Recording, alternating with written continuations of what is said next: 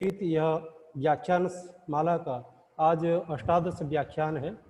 इस व्याख्यान है तो हमारे गुरुवर प्रोफेसर कृष्णानंद शर्मा जी उपस्थित हैं। हम आपका अभिनंदन करते हैं, स्वागत करते हैं तथा इसमें अंशग्रहण कर रहे हैं समस्त प्रतिभागियों का भी हम अभिनंदन करते हैं, स्वागत करते हैं।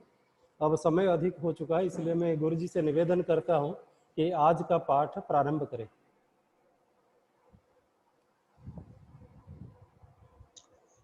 विश्वेश्वरानंद विश्वबंधु संस्कृत एवं भारत भारती अनुशीलन संस्थान, भारत शिक्षण मंडल एवं संस्कृत भारती के शास्त्र रक्षण प्रकल्प के संयुक्त तत्वावधान में हम लोग व्यास भाष्य सहित पातंजल योग सूत्र का अध्ययन कर रहे हैं। इस क्रम में हम लोगों ने शुक्रवार को जो पाठ पढ़ा था उसका एक सारा संक्षेप प्रस्तुत करते हुए हम आगे बढ़ते हैं। हम लोगों ने ये देखा कि 4 समापत्तियां हैं, सवितर्का, निर्वितर्का, सविचारा और निर्विचारा। इनमें से जो वितर्कानुगत संप्रज्ञात समाधि है उसमें सवितर्का और निर्वितर्का समापत्ति जो कि स्थूल विषयक होता है, स्थूल ध्येय विषयक, स्थूल आलम्बन विषयक होती है, वो समापत्तियां होती है। और विचारानुगत जो संप्रज्ञात समाधि है उसमें सविचार और निर्विचार समापत्ति होती है जो कि सूक्ष्म आलम्बन विषयक अर्थात सूक्ष्म ध्येय विषयक समापत्ति है। और आनंदानुगत संप्रज्ञात समाधि में सविचार और निर्विचार समापत्ति होती है, उसमें आलम्बन जो है सूक्ष्म होता है, सूक्ष्म आलम्बन विषयिनी ये समापत्ति है। और अस्मितानुगत संप्रज्ञात समाधि में सविचार और निर्विचार समापत्ति होती है, उस में सूक्ष्म आलम्बन विषयक यह समापत्ति होती है। और निर्विचार वैशारद्ये अध्यात्म प्रसाद, निर्विचार वैशारद्ये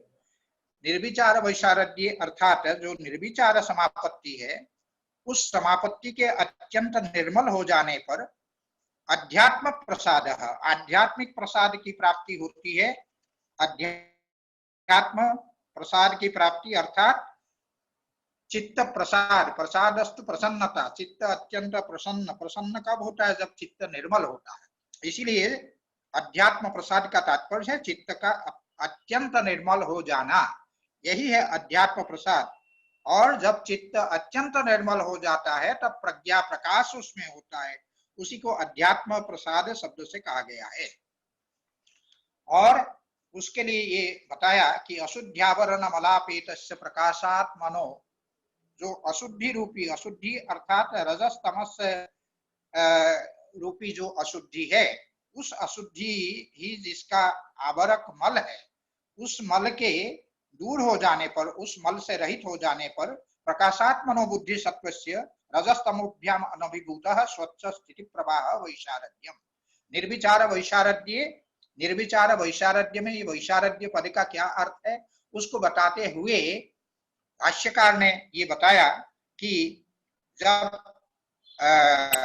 रजस्तमो रूपी जो आवरक मल है उस मल के दूर हो जाने पर जो बुद्धि तो अपने आप में प्रकाश स्वरूप है, उस प्रकाश स्वरूप बुद्धि सत्व में रजोगुण और तमो से स्वच्छ स्थिति प्रवाह वैशारद्यम, उसमें एक जो स्वच्छ स्थिरता का प्रवाह, एकाग्रता का प्रवाह, उसको वैशारद्य निर्मलता ये कहा गया है। जब निर्विचार समाधि में इस प्रकार का वैशारद्य, इस प्रकार की निर्मलता चित्त की होती है तब योगिनो भवति अध्यात्म प्रसाद, योगी को तब अध्यात्म प्रसाद होता है, अर्थात योगी का चित्त अत्यंत निर्मल होता है, योगी के चित्त में प्रज्ञा का प्रकाश होता है। और वह कैसा होता है?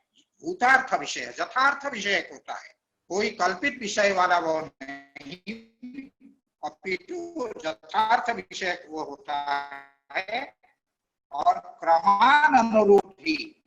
क्रमानुरोधी है कि युगपत् विषयों को ग्रहण करने वाली ऐसी जो प्रज्ञा होती है वो प्रज्ञा उसमें उदित होती है, ऐसा आलोक माने प्रकाश, ऐसा आलोक, ऐसा प्रकाश उसमें उत्पन्न होता है योगी के हृदय। तो प्रमाण अनुरोधिष्ट के लिए ये कहा गया है, प्रज्ञा प्रसाद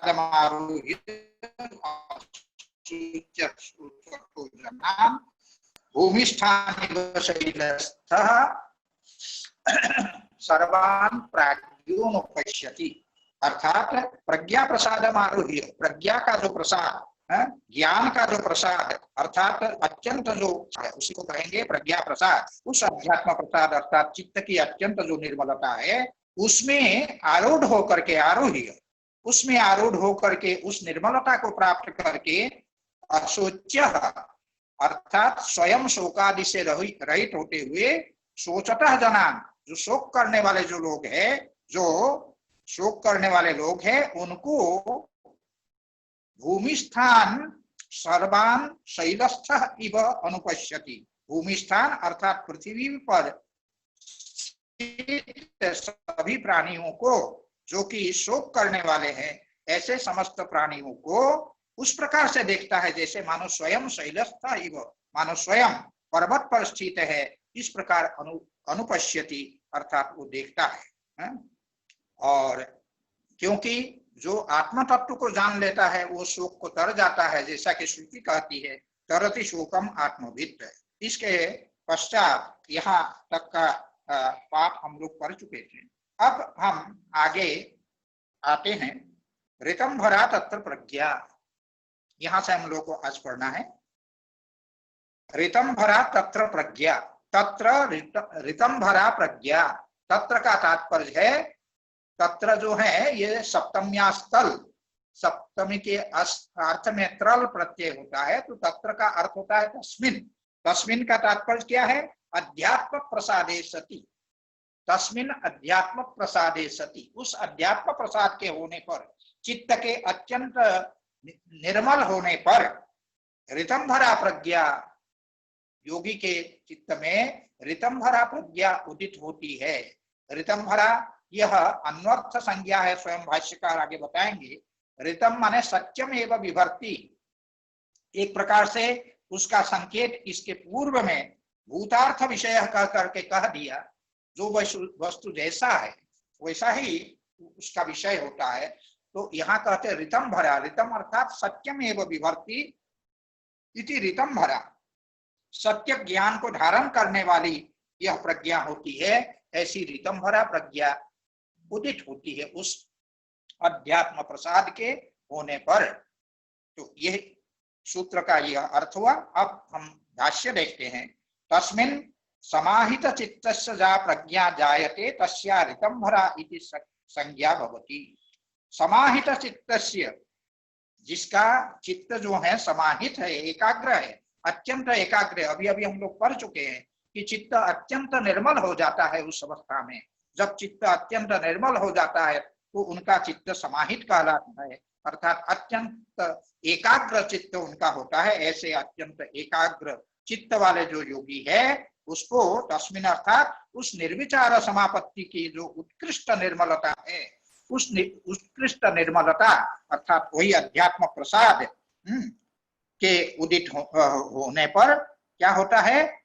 या प्रज्ञा, जो प्रज्ञा जायते, जो प्रज्ञा जो ज्ञान उत्पन्न होता है उस अवस्था में, तस्याह ऋतम भरा इति संज्ञा भवति। तस्याह प्रज्ञायाह, उस प्रज्ञा का ऋतम भरा यह नाम है, यह ऋतम भरा यह संज्ञा है। ऋतम भरा इति संज्ञा भवति माने ऋतम भरा यह नाम होता है।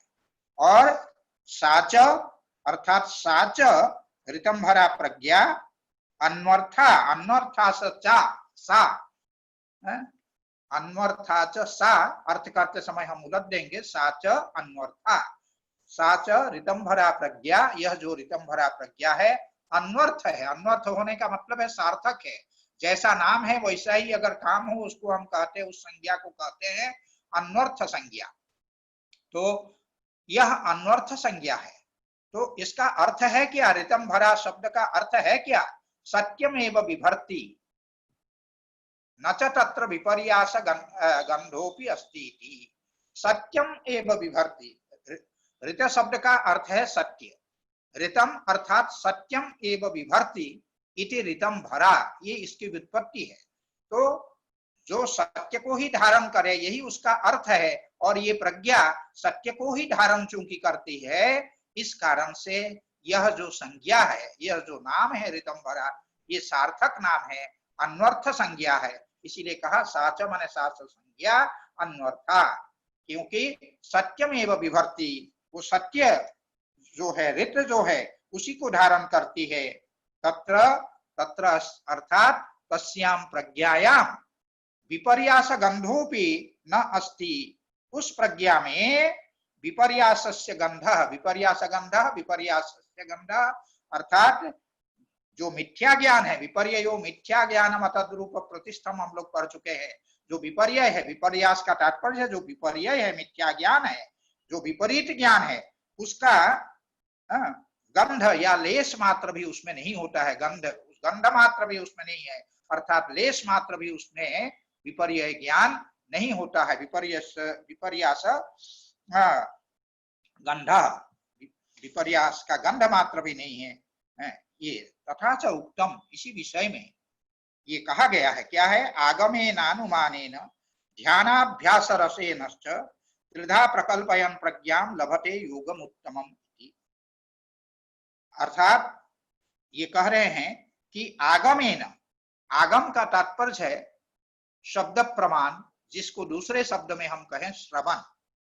तो श्रवण के आगमेन अर्थात श्रवणेन, श्रवण के द्वारा, और अनुमानेन अर्थात अनुमान के द्वारा। अनुमान में क्या होता है? मनन होता है। तो इसलिए अनुमानेन अर्थात मननेन, आगमेन अनुमान, आगम अर्थात श्रवणेन, आगमेन अर्थात श्रवणेन श्रवण के द्वारा, और तत्पश्चात अनुमानेन अर्थात अनुमान के द्वारा, मनन के द्वारा, और ध्यानाभ्यास रसेन च, ध्यानाभ्यासेन अर्थात निदिध्यासन के द्वारा। ध्यानाभ्यास रस का तात्पर्य है निदिध्यासन के द्वारा। त्रिधा माने तीन प्रकारों की, ये जो तीन जो प्रकार बतलाए, आगम, अनुमान और ध्यानाभ्यास रस अर्थात श्रवण, मनन और निदिध्यासन, इन तीन रीतियों से, इन तीन प्रकार से प्रज्ञाम प्रकल्पयन, जो प्रज्ञा है, त्रिधा प्रकल्पयन प्रज्ञाम, प्रज्ञाम त्रिधा प्रकल्पयन, तीन रीति से, तीन प्रकार से प्रज्ञा का प्रकल्पयन अर्थात जो प्रज्ञा है उसको प्रकृष्ट करते हुए, शोधित करते हुए, उसका शोधन करते हुए, प्रकल्पयन का तात्पर्य शोधयन, उसका शोधन करते हुए। श्रवण से भी उस प्रज्ञा का शोधन होता है, मनन से भी उस प्रज्ञा का शोधन होता है, तथा निदिध्यासन से भी उस प्रज्ञा का शोधन होता है। इन तीन प्रकार से उस प्रज्ञा का शोधन करते हुए लभते योगम उत्तमम, उत्तमम योगम लभते। उत्तमम योगम का तात्पर्य है जो सर्वोत्कृष्ट योग है। वो सर्वोत्कृष्ट योग कौन है? असंप्रज्ञात योग, उसको प्राप्त करते हैं, उसको सिद्ध कर लेते हैं। इस प्रकार से ये जो ऋतंभरा प्रज्ञा है, इस ऋतंभरा प्रज्ञा से क्या होता है? जो असंप्रज्ञात योग है, उस असंप्रज्ञात योग की सिद्धि होती है। इस बात का निरूपण किया। अब आगे कहते हैं सा पुनः श्रुतानुमान प्रज्ञाभ्याम अन्य विषया विशेषार्थत्वात्। सा पुनः माने सा प्रज्ञा, वह जो प्रज्ञा है वो श्रुतानुमान प्रज्ञाभ्याम अन्य विषया, श्रुतानुमान प्रज्ञाभ्याम अन्य विषया। श्रुत अर्थात जो आगम प्रमाण है और जो अनुमान प्रमाण है, उसका जो ज्ञान है, प्रज्ञा का तात्पर्य है ज्ञान, अर्थात आगम प्रमाण से उत्पन्न जो ज्ञान है, शब्द प्रमाण से उत्पन्न जो ज्ञान है, तथा अनुमान प्रमाण से उत्पन्न होने वाली जो प्रज्ञा अर्थात जो ज्ञान है, उनसे, इन दोनों प्रकार की प्रज्ञा से, इन दोनों प्रकार के ज्ञान से अन्य विषया, अन्य विषया अर्थात उसका जो अन्य विषयो जस्याः, जिसका विषय अन्य है, जिसका विषय उससे भिन्न है, अलग है। किसका? ऋतंभरा प्रज्ञा का। ऋतंभरा प्रज्ञा का जो ये ऋतंभरा प्रज्ञा का विशेषण है। श्रुतानु प्रज्ञाभ्याम अन्य विषया ऋतंभरा प्रज्ञा। जो ऋतंभरा प्रज्ञा है वो श्रुत अर्थात आगम प्रमाण और अनुमान प्रमाण से होने वाला जो ज्ञान है, जो प्रज्ञा है, उससे इसका जो विषय है वो भिन्न है, इसका ऋतंभरा प्रज्ञा का। और क्या तात्पर्य है इसका? कहने का तात्पर्य क्या है? इसका कहने का तात्पर्य यह है कि जो श्रुत ज्ञान है अर्थात जो आगम ज्ञान है, आगम प्रमाण से प्राप्त होने वाला ज्ञान है, और अनुमान प्रमाण से प्राप्त होने वाला जो ज्ञान है, हम सबों ने प्रमाण के प्रसंग में ये पढ़ा था कि इनके द्वारा सामान्य का ही बोध होता है, सामान्य का ही ज्ञान प्राप्त होता है, सामान्य का ही अवधारण होता है। हम लोगों ने पढ़ा था सामान्यावधारण प्रधानावृत्तिर अनुमानम। अनुमान क्या है? सामान्य की अवधारणा जिसके द्वारा हो, उस वृत्ति को हम अनुमान प्रमाण करते हैं। विशेष का अवधारण, विशेष का निश्चय उस प्रमाण के द्वारा नहीं होता है। उसी प्रकार आगम प्रमाण के द्वारा भी, शब्द प्रमाण के द्वारा भी विशेष का बोध नहीं होता है, सामान्य का ही बोध होता है। इसलिए यहाँ पर कहा कि ये श्रुत और जो अनुमान है प्रज्ञा है, आगम और अनुमान प्रमाण से होने वाला जो ज्ञान है, उससे इसका विषय भिन्न है ऋतंभरा प्रज्ञा का। क्यों भिन्न है? तो कहते विशेषार्थत्व। इसका विषय जो अर्थ है, इसका जो विषय है वो विशेष है, क्योंकि इसके द्वारा विशेष का अवधारण होता है। ये विशेष का साक्षात्कार कराने वाली ये प्रज्ञा होती है। इस कारण से इसको कहा विशेषार्थत्वात्। इसके द्वारा क्योंकि विशेष का बोध होता है, विशेष स्वरूप का ज्ञान होता है, इसीलिए इसको कहा गया विशेषार्थ होने के कारण। आगम ज्ञान और अनुमान ज्ञान के विषय से इसका विषय भिन्न है, क्योंकि उनका विषय सामान्य है और ऋतंभरा प्रज्ञा का जो विषय है वो विशेष है। इस प्रकार जो सूत्र का जो सामान्य अर्थ है उसको हम लोगों ने जान लिया। अब इसका जो भाष्य है उस भाष्य को हम लोग देखें। भाष्यकार कहते हैं श्रुतागम विज्ञानम तत्सामान्य विषयम। श्रुतम आगम विज्ञानम। श्रुतम क्या है? श्रुत पद से यहाँ क्या कहा गया है? कहते आगम विज्ञानम अर्थात जो आगम ज्ञान है उसको, आगम प्रमाण को यहाँ पर श्रुतम के द्वारा कहा गया, श्रुतम इस पद के द्वारा कहा गया है। और वह क्या होता है? तत् सामान्य विषयमेव। तत् अर्थात आगम विज्ञानम, आगम प्रमाण से होने वाला जो ज्ञान है वो सामान्य विषयम अर्थात सामान्यम विषयोजस्य तत्सामान्य विषयम, उसका विषय सामान्य है। क्योंकि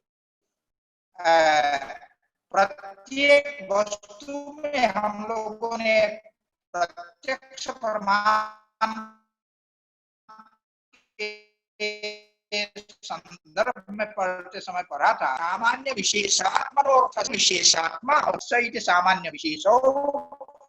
तो आत्मा अर्थात स्वरूपम यस्य सह सामान्य विशेषात्मा अर्थ, जो अर्थ होता है उसका दो स्वरूप होता है, एक सामान्य स्वरूप होता है और एक विशेष स्वरूप होता है। तो ऐसे जो सामान्य विशेषात्मक जो अर्थ है अर्थात पदार्थ है, विषय है, उसमें से केवल सामान्य जो अंश है उस अंश को ही जो विषय बनाता है उसको कहेंगे सामान्य विषयम।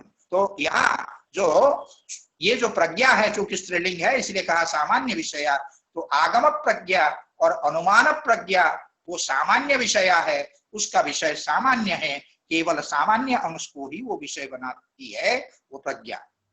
क्योंकि आगे कहते हैं नहीं आगमेन शक्यो विशेषः अभिधातुम, नहीं आगमेन शक्यो विशेषः अभिधातुम। आगमेन अर्थात जो आगम प्रमाण है उसके द्वारा विशेषः अर्थात जो विशेष अंश है, प्रत्येक पदार्थ का जो दो अंश है सामान्य और विशेष, उनमें से जो विशेष अंश है उस विशेष जो अंश है उसको आगमेन अभिधातुम न शक्य। आगम प्रमाण के द्वारा उस विशेष अंश को अभिधातुम माने कथयितुम न शक्य, वो शक्य नहीं है, उसके द्वारा वो विशेष अंश को बताया नहीं जा सकता है।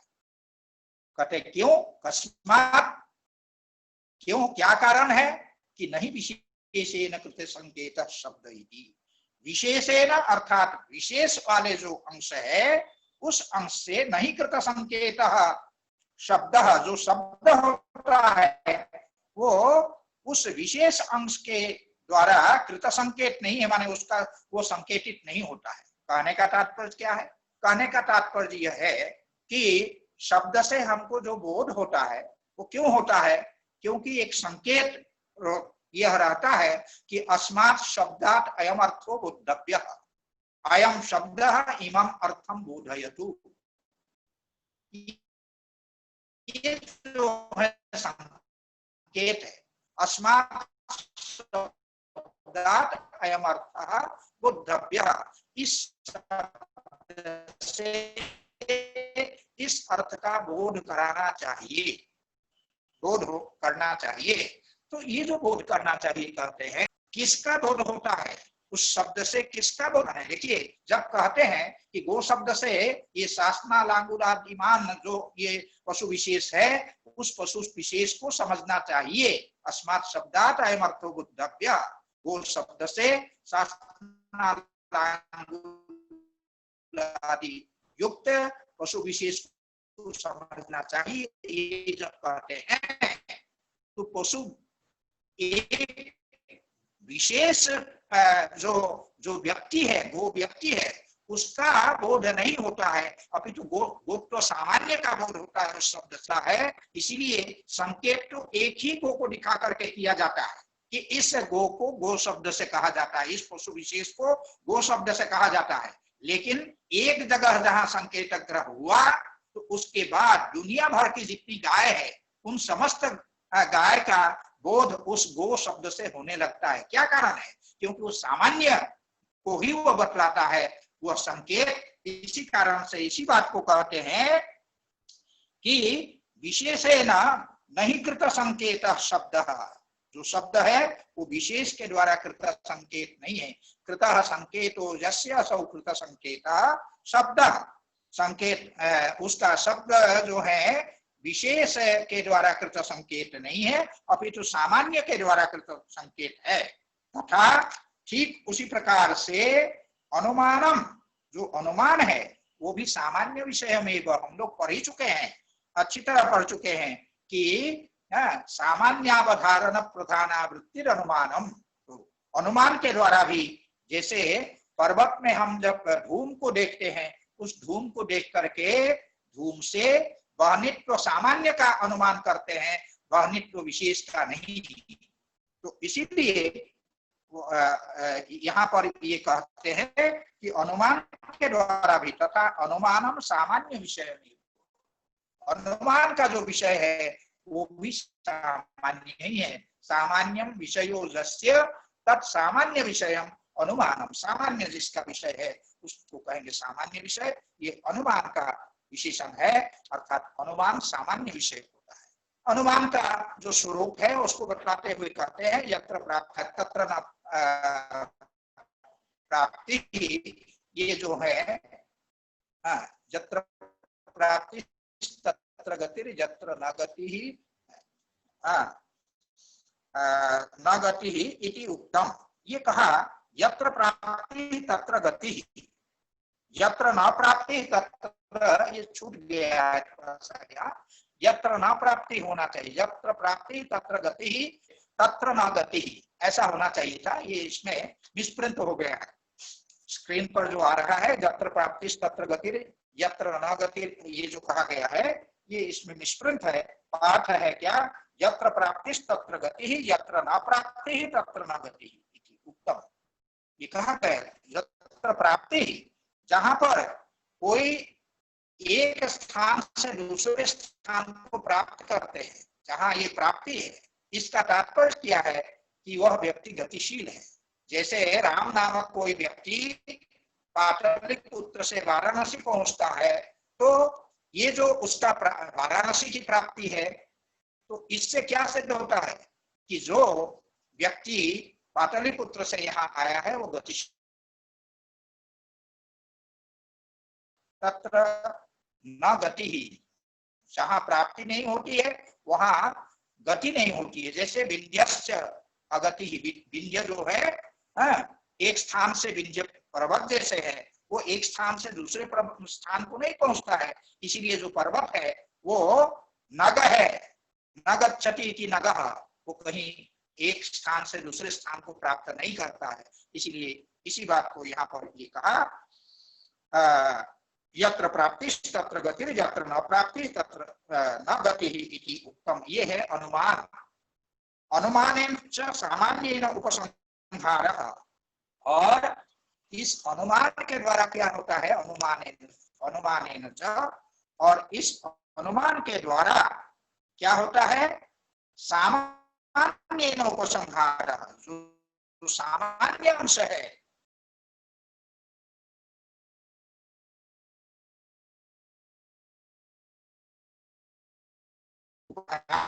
ज्ञान की समाप्ति हो जाती है। अर्थात इससे जो विशेष अंश है उसका ज्ञान नहीं होता है, सामान्य अंश में ही वो अनुमान प्रमाण अपना कार्य करके वो कृतकृत्य हो जाता है। इसीलिए कहा अनुमानेन सामान्येन उपसंहारः। तस्मात् श्रुतानुमान विषयो न विशेषः कश्चित् अस्ति इति। तस्मात् इस कारण से कश्चित् विशेषः, किसी जो वस्तु का जो विशेष अंश है वह श्रुतानुमानयोर न विषयः, श्रुत ज्ञान और अनुमान ज्ञान का वह विषय श्रुत प्रमाण अर्थात शब्द प्रमाण या आगम प्रमाण और अनुमान प्रमाण का वह विषय नहीं है। श्रुतानुमान विषयो न विशेष कश्चित् विशेष श्रुतानुमान विषयो न, जो कोई विशेष अंश है उस विशेष अंश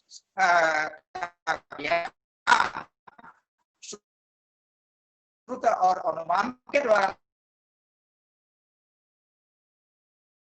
की नहीं होता है, विषय और अनुमान का वो विषय नहीं है। आगे कहते हैं कि न च अस्य सूक्ष्म व्यवहित विप्रकृष्टस्य वस्तुनो लोक प्रत्यक्षेन ग्रहणमस्ति। अब कहते हैं कि विशेष का जो ग्रहण है, विशेष का जो ज्ञान है, हम लोग पहले पढ़ चुके थे, विशेषावधारण प्रधाना वृत्ति ही प्रत्यक्षम। जो विशेष का जो सामान्य विशेषात्मा जो पदार्थ है, अर्थात जिस पदार्थ में सामान्य और विशेष दोनों अनुस्यूत है, उसमें से विशेष अंश का अवधारण कराने वाली जो वृत्ति है, प्रमाण है, उसको कहते हैं प्रत्यक्ष प्रमाण या प्रत्यक्ष वृत्ति।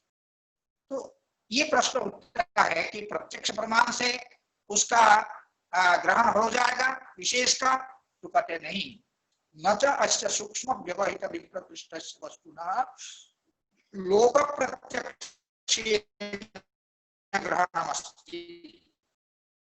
ऐसा जो अत्यंत सूक्ष्म अस्य माने यह जो सूक्ष्म व्यवहित विप्रकृष्टस्य वस्तुना, जो सूक्ष्म जो अत्यंत सूक्ष्म है विषय, और कैसा है, व्यवहित है, अर्थात बीच में व्यवधान है, ऐसे जो दूरस्थ वस्तु है उस वस्तु का लोक प्रत्यक्ष, जो लौकिक प्रत्यक्ष है जिसके द्वारा विशेष का अवधारण होता है, ऐसे जो लौकिक प्रत्यक्ष है उस प्रमाण से ग्रहण अर्थात ज्ञान जो है नहीं संभव है। न च अस्य विशेषस्य, और न ही इस विशेष अंश का, आगे कहते हैं न च अस्य विशेषस्य अप्रमाणकस्य अभावोस्ति। अर्थात लौकिक जो प्रत्यक्ष प्रमाण है, लौकिक जो अनुमान प्रमाण है और आगम प्रमाण है, इन तीनों प्रमाणों से जिसका बोध नहीं होता है, इस कारण से उसको ये कहते हैं अप्रमाणकस्य। अर्थात तीनों जो प्रसिद्ध प्रमाण है, प्रत्यक्ष, अनुमान और आगम, इन तीनों प्रसिद्ध प्रमाणों से जिसका ग्रहण नहीं होता है, जिसका ज्ञान नहीं होता है, ऐसा जो तत्व है, सूक्ष्म तत्व है, व्यवहित तत्व है, दूरस्थ तत्व है, वो जो है क्या है, उस तत्व को हम कहेंगे कि है ही नहीं, उसका अभाव है, ऐसा हम नहीं कर सकते हैं। उसका अभाव अस्ति, ऐसा हम नहीं कर सकते। न च अस्य विशेषस्य अर्थात न च अस्य अप्रमाणकस्य विशेषस्य अभाव अस्ति। उन सूक्ष्म तत्वों का जो विशेष है, उस विशेष का अभाव है उसमें, ये हम नहीं कर सकते हैं। क्यों? समाधि प्रज्ञा निर्ग्राह्य एवं सविशेषो भवति भूत सूक्ष्म गतो वा पुरुष गतो वा। भूत सूक्ष्म गतः वा पुरुष गतः वा सविशेषः। भूत सूक्ष्म अर्थात जो पंच तन्मात्र है, उन पंच तन्मात्रों में जो विशेष अंश है, वो जो विशेष अंश है वह, और पुरुष गतो वा अर्थात जो पुरुष तत्व है, उस पुरुष तत्व में विद्यमान जो उसका विशेष स्वरूप है, सूक्ष्म पंच तन्मात्र संबंधी, भूत सूक्ष्म संबंधी अथवा जो पुरुष संबंधी वह विशेष अंश है, वह अंश क्या है? यह पुरुषगतो वा अर्थात पुरुष संबंधी जो विशेष अंश है वो समाधि प्रज्ञा निर्ग्राह्य है। समाधि प्रज्ञा से ही, अर्थात जो ये ऋतंभरा प्रज्ञा है, इस ऋतंभरा प्रज्ञा से ही ये गृहीत होने वाला वह विशेष अंश होता है। समाधि प्रज्ञा निर्ग्राह्य एवं सविशेष। पुरुषगत विशेष, भूत सूक्ष्मगत विशेष समाधि प्रज्ञा के द्वारा, ऋतंभरा प्रज्ञा के द्वारा ही गृहीत होता है, लौकिक प्रत्यक्ष के द्वारा गृहीत नहीं होता है। तस्मात् श्रुतानुमान प्रज्ञाभ्याम अन्य विषया सा प्रज्ञा विशेषार्थत्वा। इसीलिए सा प्रज्ञा, सा अर्थात सा ऋतंभरा प्रज्ञा श्रुतानुमान प्रज्ञाभ्याम अन्य विषया, जो श्रुत ज्ञान है अर्थात आगमक ज्ञान है और जो अनुमानक ज्ञान है, उन दोनों से ये भिन्न विषय वाली यह प्रज्ञा है ऋतंभरा प्रज्ञा, क्योंकि इसके द्वारा भूत सूक्ष्मगत और पुरुषगत जो विशेष अंश है उसका बोध है इस ऋतंभरा प्रज्ञा के द्वारा होता है। इस कारण से इसका विषय भिन्न है, अन्य विषय इस प्रकार बताया गया विशेषार्थत्वा। अब कहते तथ्य, हाँ, ये समाधि प्रज्ञा प्रतिलंबी भाष्यकार कहते हैं, आगे आने वाला जो सूत्र है उसकी अवतरणिका प्रस्तुत करते हुए भाष्यकार कहते हैं, एक मिनट,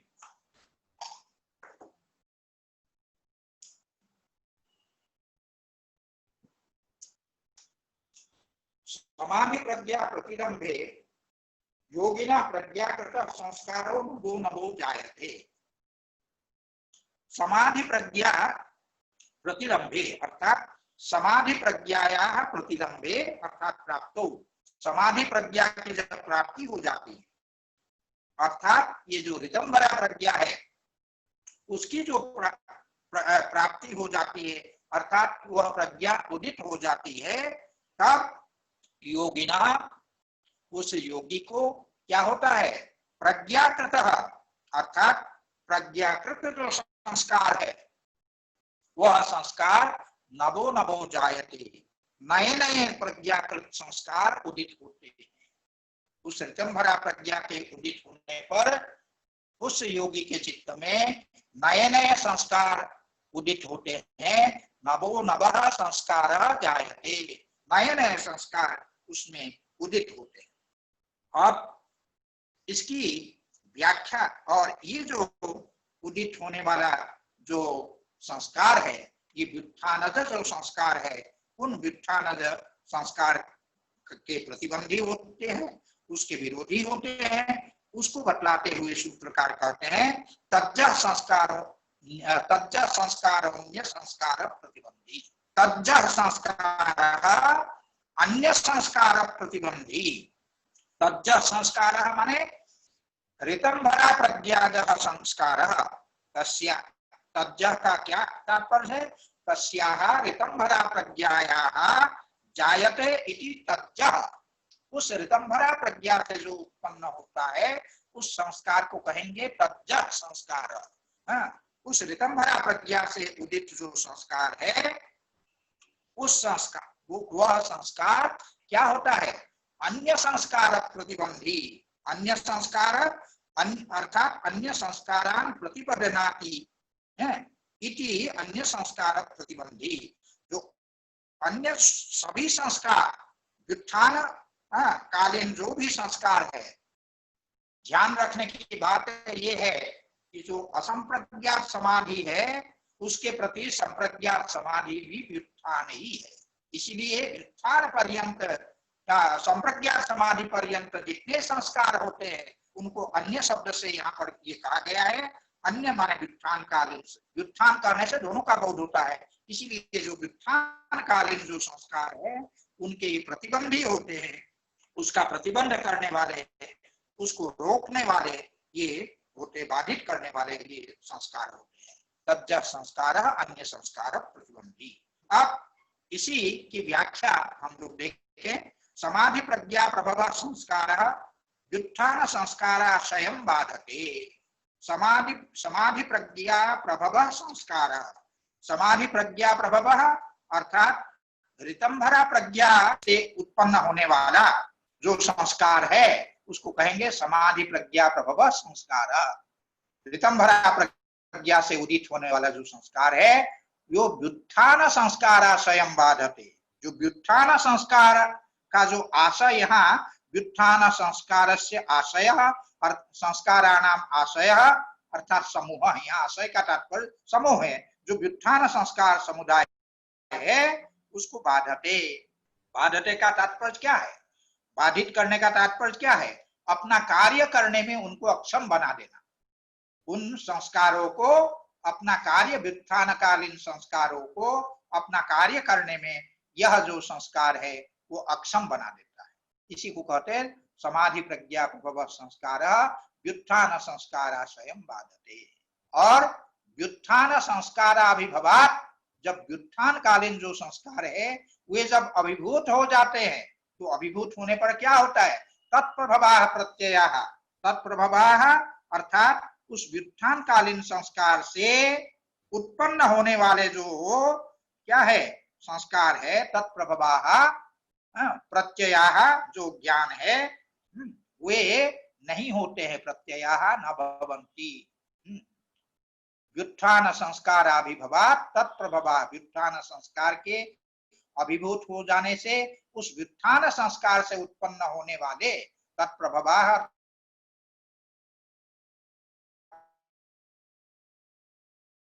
प्रत्ययाः अर्थात जो प्रत्यय है, ज्ञान है, वो उदित नहीं होते हैं, न भवन्ति। और प्रत्यय निरोध है, उस ज्ञान के निरोध हो जाने पर समाधि उपतिष्ठते। जब उस ज्ञान का निरोध हो जाता है तब क्या हो जाता है? समाधि उपतिष्ठते अर्थात समाधि जो है उसमें सिद्ध होने लगता है। उसी को बताया समाधिर उपतिष्ठते, तब समाधि जो है उत्पन्न होता है। प्रज्ञा ततः प्रज्ञाकृता संस्काराः इति नवो नवः संस्काराशयो जायते। यहाँ करके ततः समाधिजा प्रज्ञा, उससे क्या होता है? समाधि से उत्पन्न होने वाला जो प्रज्ञा, समाधि से उत्पन्न होने वाला जो प्रज्ञा है वो उत्पन्न होती है। और क्या है? ततः प्रज्ञाकृता संस्कारा, उससे फिर प्रज्ञाकृता माने उस प्रज्ञा से उत्पन्न होने वाले जो संस्कार वे जायन्ते माने वे उत्पन्न होते हैं।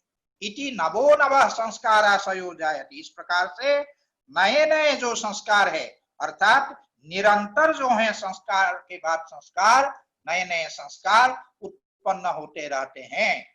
तटस्थ प्रज्ञा तटस्थ संस्कारा इति, फिर से जो है वो प्रज्ञा अर्थात वही ऋतंभरा प्रज्ञा और तटस्थ संस्कार, और उससे जो संस्कार है वो उत्पन्न होते रहते हैं। तो इसी को कहा तटस्थ संस्कार प्रज्ञा तटस्थ संस्कार।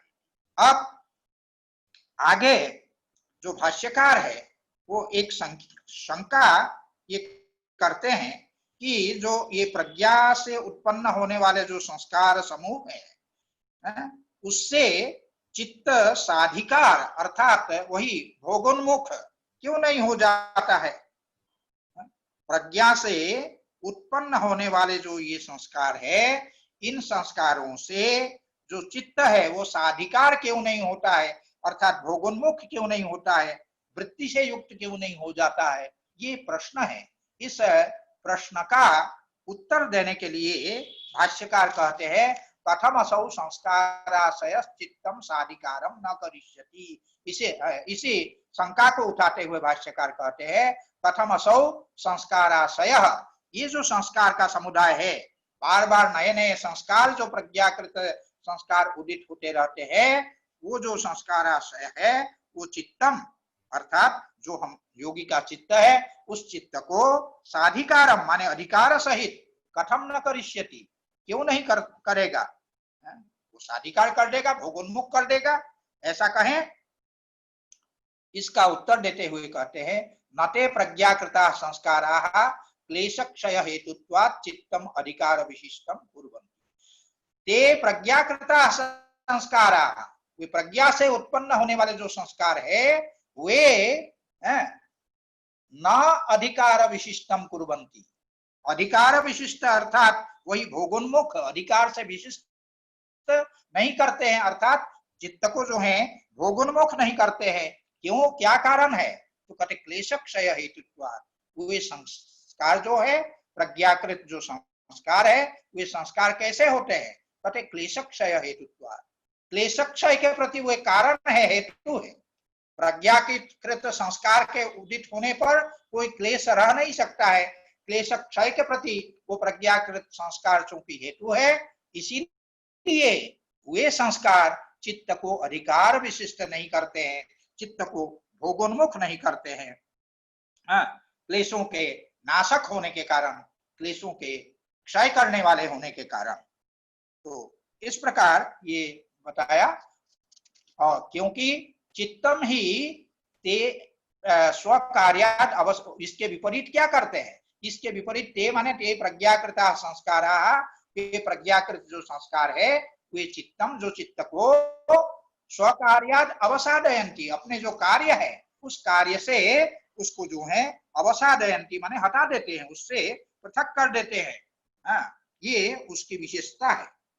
क्यों, क्या कारण है, तो कहते ख्याति पर्यंतम ही चित्त से स्थितम, ही माने जतो ही चित्त से स्थितम, चित्त की जितनी चेष्टाएं हैं, चित्त की जितनी क्रियाएं हैं, उसका जो अधिकार है वो कब तक है, कहते ख्याति पर्यवसान, ख्याति पर्यवसानम माने विवेक ख्याति पर्यंत, जब तक विवेक ख्याति उदित न हो जाए तब तक ही चित्त का सारा खेल है।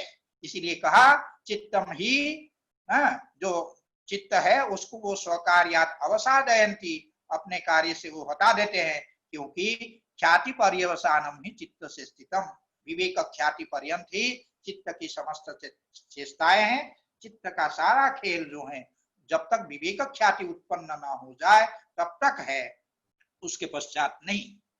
तो इसके बाद ये कहते हैं कि किंच अस्य भवति, किंच अस्य माने इस ऋतंभरा प्रज्ञा के उदित होने, प्रज्ञा से उत्पन्न जो संस्कार है उस संस्कार का क्या होता है, किंच अस्य माने प्रज्ञाकृत संस्कारस्य, इससे प्रज्ञाकृत संस्कार का किंच भवति, प्रज्ञाकृत जो संस्कार है उसको क्या होता है, इसका जब वो साधिकार नहीं होता है तो उसका होता क्या है, इसको ये बताने के लिए प्रश्न पूछते हैं किंच अस्य भवति।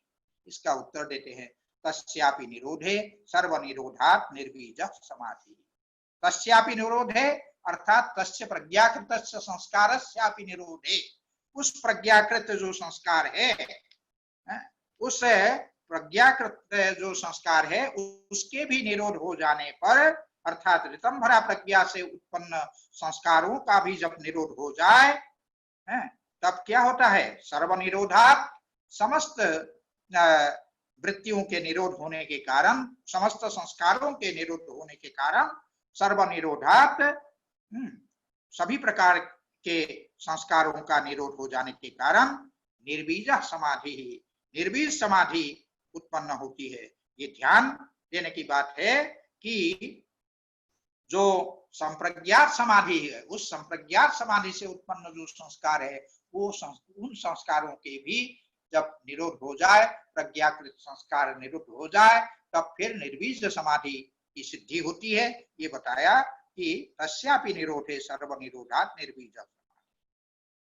अब भाष्यकार कहते हैं इसकी व्याख्या करते हुए, स न केवलम समाधि प्रज्ञा विरोधी, स न केवलम समाधि प्रज्ञा विरोधी, सह माने सह निर्बीज समाधि, वह जो निर्विष समाधि है, न केवलम समाधि प्रज्ञा विरोधी, वो केवल समाधि से उत्पन्न होने वाली जो प्रज्ञा है, अर्थात जो ऋतंभरा प्रज्ञा से उदित होने वाला संस्कार है, उसी का केवल विरोध नहीं है। हाँ, ये केवल ऋतंभरा प्रज्ञा का विरोधी है ऐसा नहीं है, समाधि प्रज्ञा विरोधी है।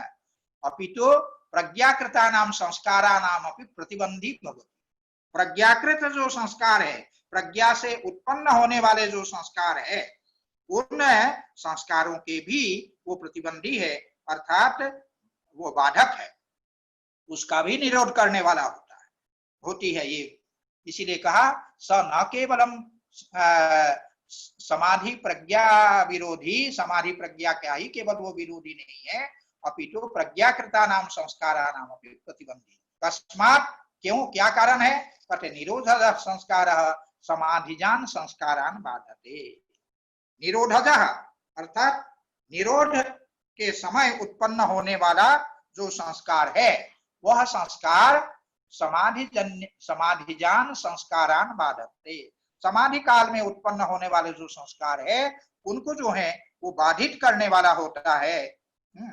निरोध कालीन संस्कारों को समाधि कालीन जो संस्कार है वो बाधित करने वाले होते हैं। इसीलिए कहा निरोधः संस्कारः समाधिजान संस्कारान बाधते इति।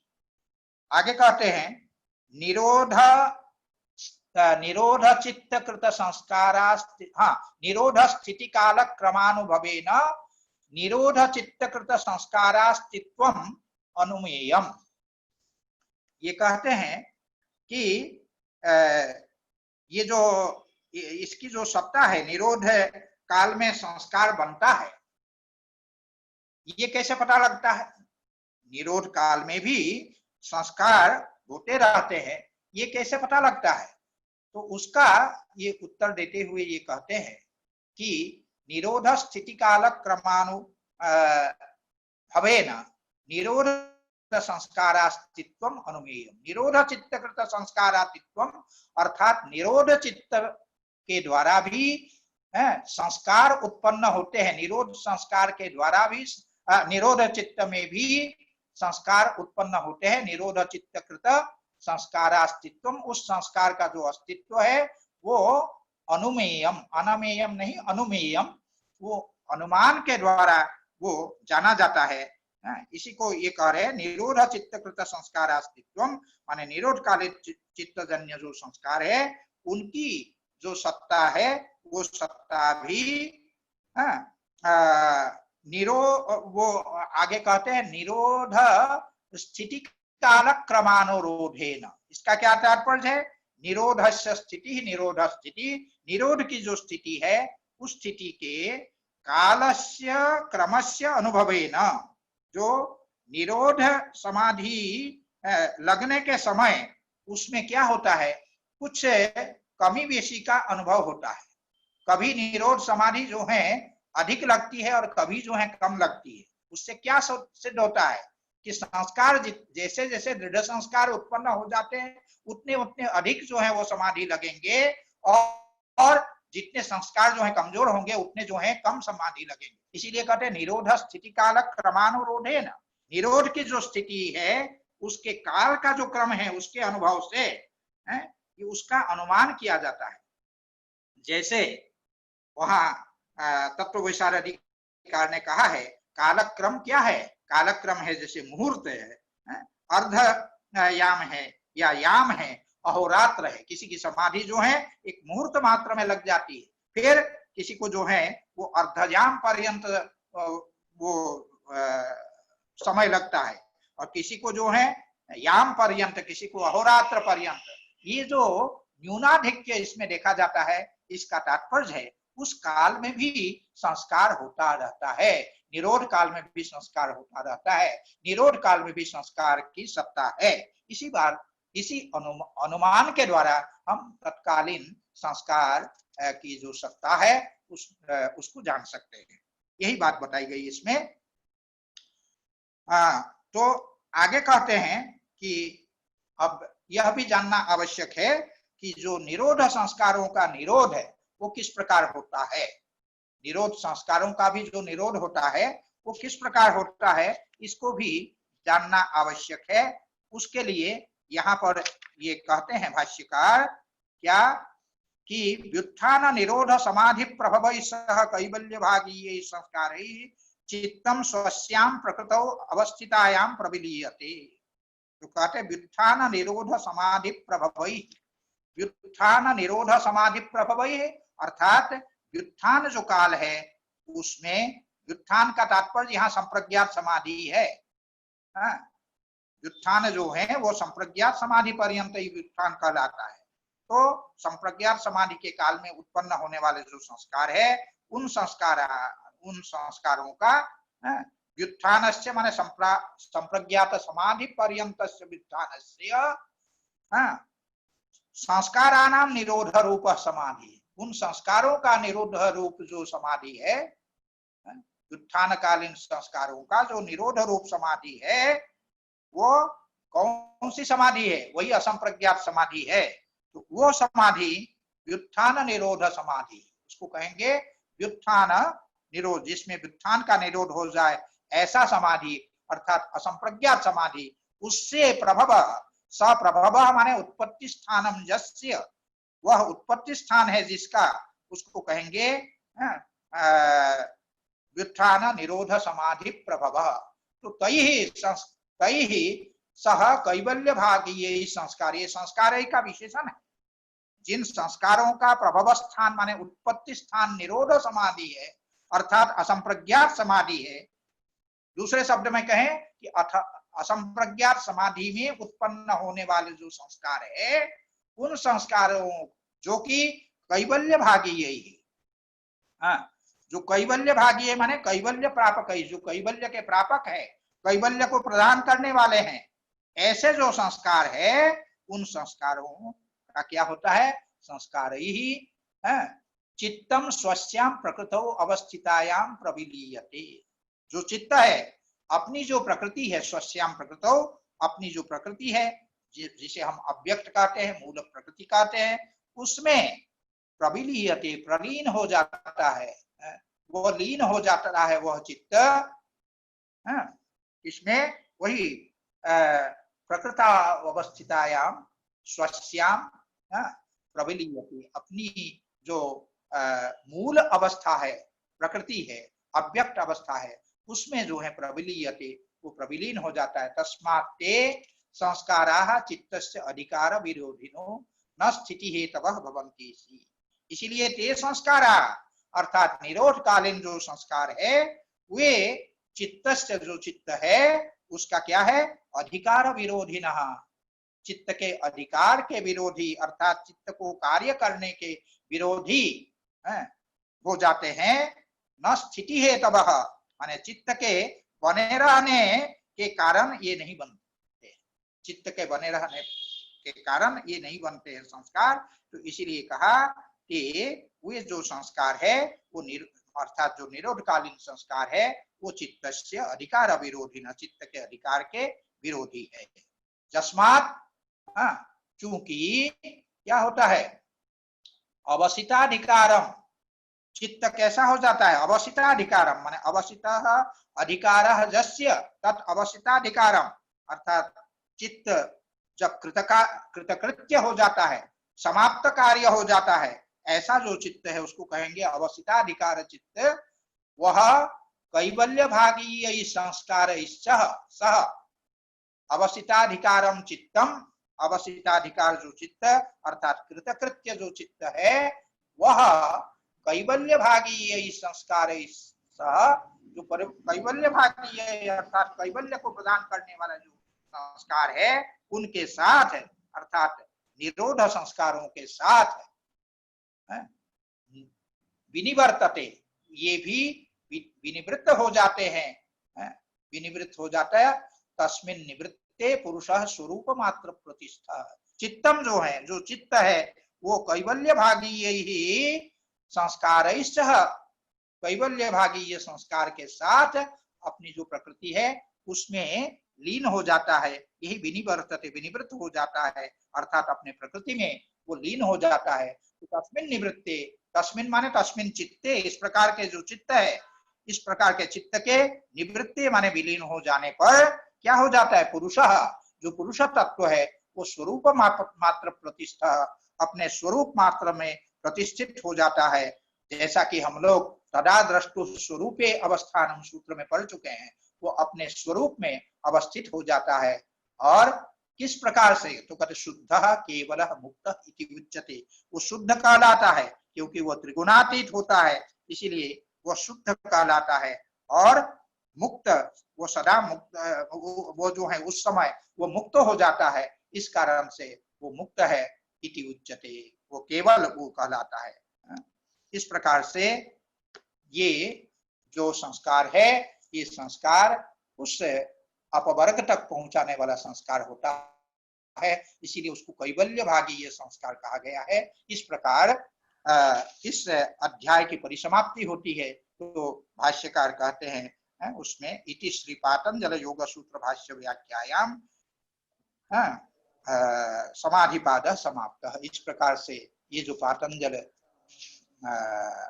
योग का जो व्यास भाष्य है उसका नाम सांख्य प्रवचन है, इसीलिए इति श्री पातंजले सांख्य प्रवचने ये कहा गया है। योग शास्त्रे श्रीमद् व्यास भाष्ये प्रथम समाधिपाद, प्रथम जो समाधिपाद है वो प्रथम समाधिपाद यहाँ पूर्ण होता है। इति शब्द उसी पूर्णता के लिए आया हुआ है। इति श्री पातंजले सांख्य प्रवचने योग शास्त्रे श्रीमद् व्यास भाष्ये समाधिपाद।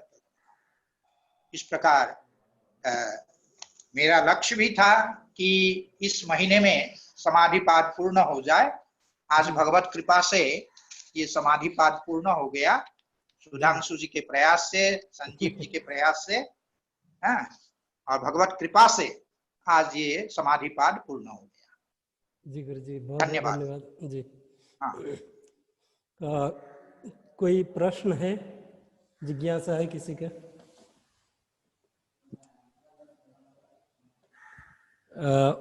मैं ऑडिबल हूँ?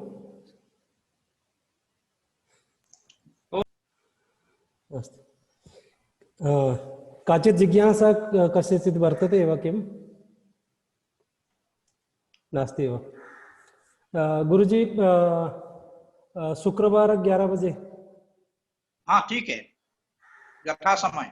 जी, एक सूचना देना था सबको कि विभाग की ओर से श्रीमद् भगवत गीता पर व्याख्यान शुरू करा रहे हैं। स्वामी मुक्तानंद जी है, वो व्याख्यान देंगे। और प्रतिदिन सोमवार से लेकर शनिवार तक दिबा 2 बजे से 3 बजे तक, दोपहर को 2 बजे से 3 बजे तक। हाँ, दोपहर 2 बजे से 3 बजे तक प्रतिदिन। प्रारंभ हो चुका है कि होने वाला है? नहीं, अगले सोमवार से होगा, क्योंकि यूनिवर्सिटी हमने भेजना है आज, तो वहां से परमिशन आने के बाद ही हम कर सकते हैं। अगले सोमवार से है जी। अच्छा, ठीक है। श्रीमद् भगवद गीता के। गुरुजी, आपसे भी एक अनुरोध था जो मैंने आपसे पहले बताया भी था। हाँ। तो उसका क्या करेंगे? क्या सांख्य सूत्र का?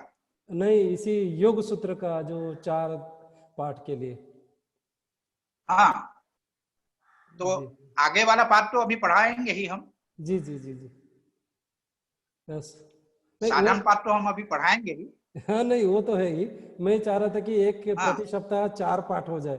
अभी 3 पाठ हो रहा था, 4 पाठ हो। ओ, 4 पाठ का अभी तत्काल तो नहीं हो पा रहा है। जैसे मुझे लगेगा कि मैं कर पाऊंगा, मैं आपको बता दूंगा। जी गुरु जी। फिलहाल 3 होगा। जी जी। हाँ जी, संजीव जी प्रयास करूंगा कि थोड़ी, क्योंकि आगे आने वाले सूत्र, कुछ सूत्र तो छोटे छोटे हैं और कुछ की व्याख्या थोड़ी लंबी है, तो देखेंगे उसमें जी बहुत अधिक समय नहीं लगेगा। जी गुरु जी। ठीक है जी गुरु जी। जी प्रणाम गुरु जी। अच्छा, प्रणाम प्रणाम प्रणाम प्रणाम प्रणाम प्रणाम।